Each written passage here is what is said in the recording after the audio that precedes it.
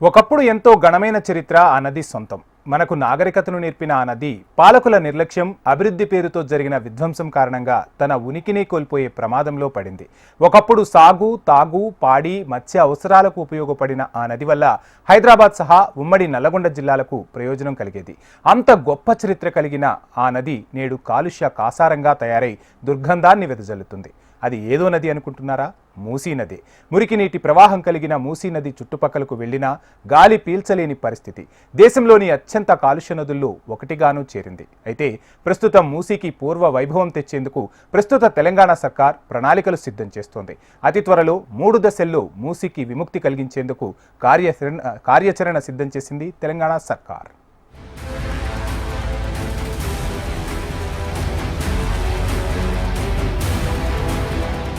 ఒకప్పుడు స్వచ్ఛమైన నీటితో పరవళ్లు తొక్కి పచ్చని పంటలు, జలచరాలు, చుట్టూ స్వచ్ఛమైన గాలితో కళకళలాడిన మూసీ నది పరివాహక ప్రాంతాలన్నీ నేడు మురికి కూపాలుగా మారిపోయాయి. అప్పట్లో ఈ నది నీటితో చక్కటి పాడి పంటలతో పాటు చేపల పెంపకం సమృద్ధిగా జరిగేది. లక్షల ఎకరాల విస్తీర్ణంలో వ్యవసాయ, ఉద్యాన పంటలు సాగాయి. నాణ్యమైన ఉత్పత్తులు చేతికొచ్చేవి. మళ్లీ అదే పూర్వ వైభవాన్ని కోరుకుంటూ కాంగ్రెస్ ప్రభుత్వం 3 దశల్లో మూసీకి విముక్తి కలిగించబోతోంది.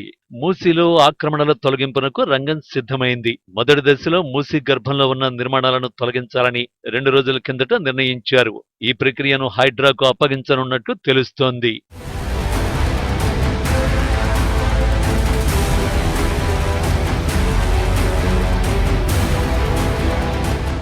ముందుగా రెవెన్యూ, పోలీసు, బల్దియా, మూసీ కార్పొరేషన్ అధికారులు సంయుక్తంగా ఆక్రమణదారులతో మాట్లాడనున్నారు. వీరందరికీ ఇప్పటికే సిద్ధంగా ఉన్న 2 పడక గదుల ఇళ్లు ఇవ్వనున్నట్లు పురపాలక శాఖ ఇప్పటికే ప్రకటించింది.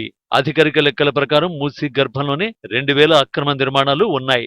ఏళ్లుగా ఉంటున్న పేదలను ఖాళీ చేయిస్తే విమర్శలు వచ్చే అవకాశం ఉందన్న ఉద్దేశంతో ముఖ్యమంత్రి రేవంత్ రెడ్డి ఆదేశం మేరకు ఇక్కడి నివాసితులతో అధికారులు మాట్లాడనున్నారు. 3 విడతలుగా అక్రమ నిర్మాణాలను కూల్చివేయాలని నిర్ణయించారు.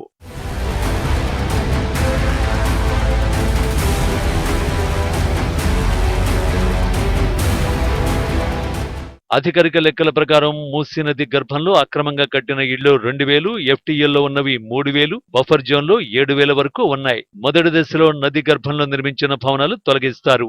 కూల్చివేతల బాధ్యతను హైడ్రాకు అప్పగించనున్నట్టు తెలుస్తోంది. ఆఖరి విడతలో భూసేకరణ 2వ దశలో ఎఫ్టీఎల్లో ఉన్న వాటిని, 3వ దశలో బఫర్ జోన్లో ఉన్న నిర్మాణాలను కూల్చివేసేందుకు ప్రణాళిక రూపొందించారు. ప్రైవేటు స్థలాలను భూసేకరణ ద్వారా తీసుకోవాలని అధికారులు భావిస్తున్నారు.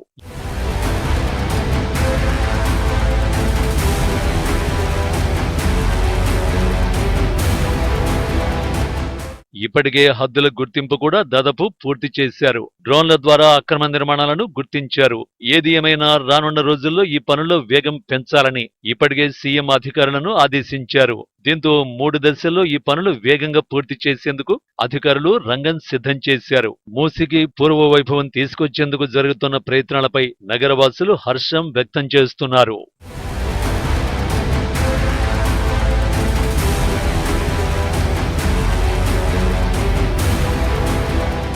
అనంతగిరి కొండల్లో పుట్టి హైదరాబాద్ నగర ప్రజల దాహార్తిని తీర్చిన మూసీ నది ఇప్పుడు మురికి కూపంగా మారింది.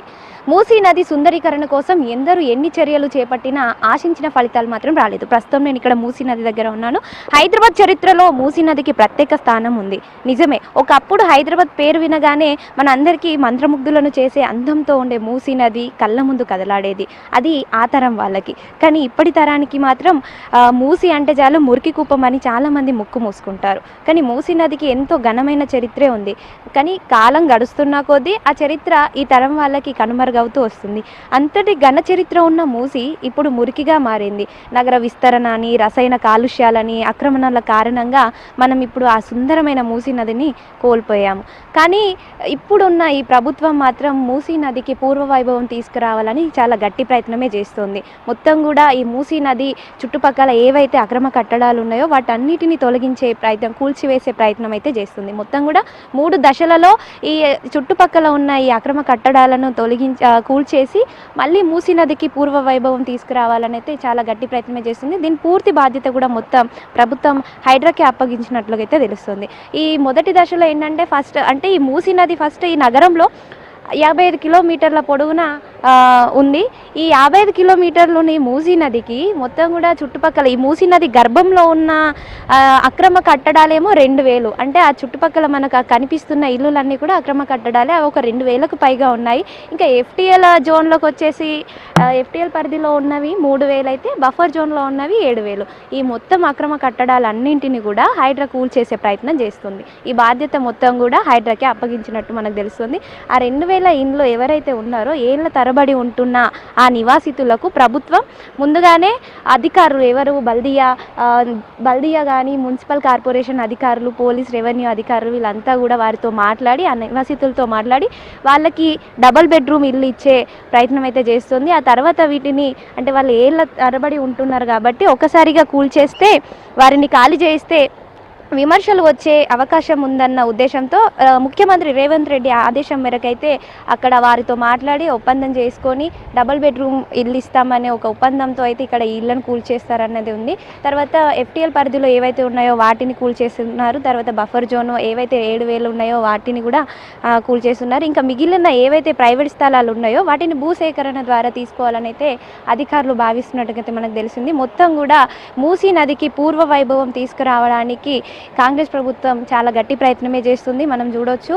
ఇంకా అంటే ఒకప్పుడు మూసీని మళ్ళీ మనం చూడడం కష్టమే, కానీ ఈ మూసీ సుందరీకరణ ఏదైతే ప్రభుత్వం చేయాలని అనుకుంటుందో దాన్ని ఆ సుందరీకరణ పనులను వేగవంతం చేయాలి అని అయితే నగర ప్రజలు అభిప్రాయపడుతున్నారు. కెమెరామన్ నరేష్తో అలేఖ్య, HM TV, హైదరాబాద్.